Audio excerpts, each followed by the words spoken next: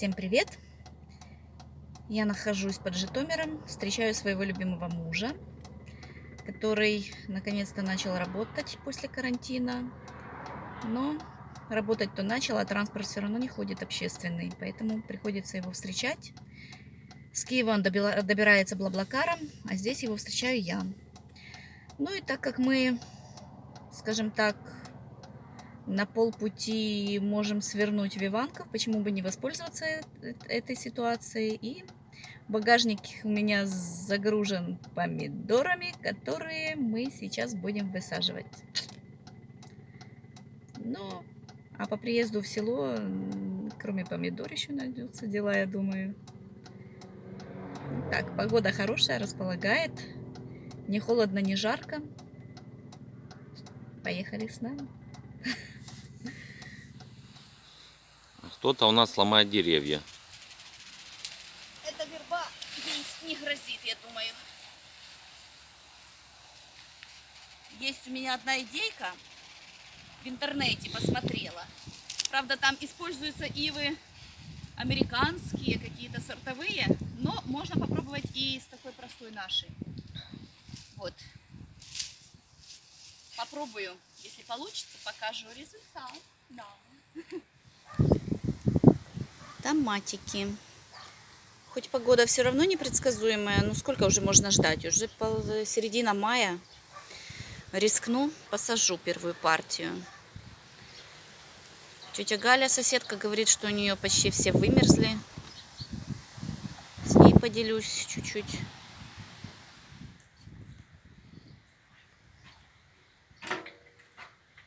Не тяжелая? Дорогой, а ты говорил, не пригодится. Пригодится еще как. Вот тетя Галя переживает, что у нее с помидорами не получится. А у меня получится. Вот. Потому что лобовое стекло я нашла на свалке вовремя. Оно Удачи. возьмет на себя. Конечно. Ну, может, продадим лучше? Ну ладно, сначала посадим, а потом продадим. Хочешь, нормально, все. Руля при... Кать, руля предела, сейчас поедем. Ой, спасибо большое. Спасибо. Так ви сьогодні не будете їх садити? Кого? Ну, типу, Не буду. а коли ви Такі будете? вітруга. Так таке вчора, що ви ніколи не захочете, я знаю. Я вже думаю, що може на вечір утихне. А, ну ми зараз... от. Ну ти сади тільки побільше в землю. Да. А,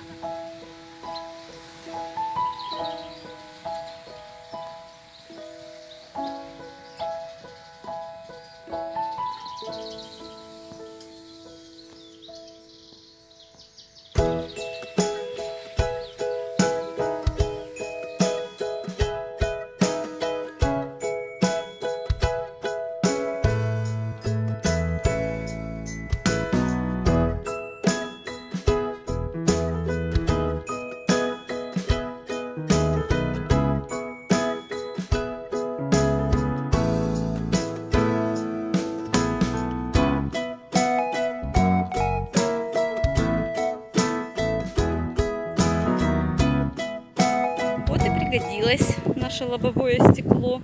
Может, хоть чуть-чуть задержит ветер, пока помидоры будут укореняться, приживаться, пока они еще маленькие.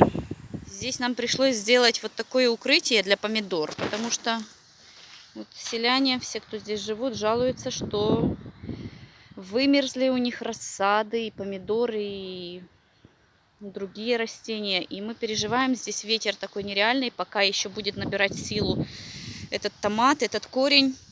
Пусть они побудут вот в таком небольшом укрытии. А стекло, в отличие от шифера, еще будет пропускать солнечный свет. Так что иногда полезно посещать свалки. Горох. Хорошо, хоть горох растет. Картофан. Картофан тоже такой ржавчиной в местах покрылся. Здесь огурчики. Муж их прикрыл теперь бутылками. Вот они прям побелели. Ну, говорит сосед, что это они замерзли. Я не знаю. Это были хорошие огурцы голландские. Я еще насеяла 2 ряда обычных. Но надеюсь, что огурцы сильное растение и выживут. Кстати, по поводу картофеля. Мой картофель под сеном, я когда надела очки, увидела, что также потихонечку прорастает. Где-то он. Вот, например, сразу и не увидишь. Вот таких несколько кустиков я заметила, так что в следующий раз будем накрывать еще сеном или травой. Также много времени убили на бахчу. Можно сказать, что я ее заново пересадила, потому что под этими бутылками из-за дождей земля забилась полностью. И я местами вообще не увидела даже ни одного зернышка в бутылке. Кое-где нашла. Поснимала эти бутылки. Там, где проросло, уже без бутылок будет расти. Там, где совсем не проросло, придется докупить и срочно посадить еще раз.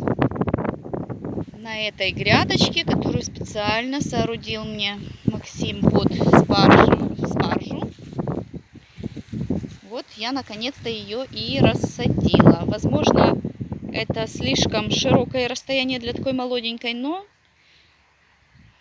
если у нее корень так развивается до осени, как раз не придется его разрывать, я так надеюсь. А аккуратненько каждый освобожу от земельки и все. Ну, не знаю, это мой первый опыт. Что будет, то будет. Малина свежепосаженная, новая, также подмерзла чуть-чуть. Ну, надеюсь, малина также сильное растение. Я думаю, что она выживет. Уезжаем из Иванкова. Остановились, чтобы взять молочко, сметанку, творожок.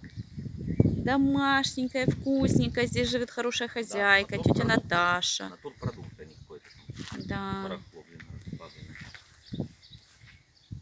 Вот так. Вот ее теленок. Наверное, ее. Да, теленок.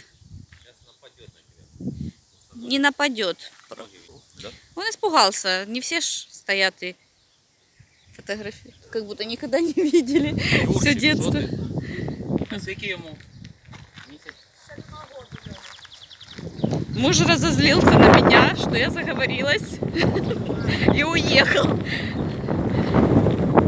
Либо хочет, чтобы я чуть-чуть пробежалась и похудела.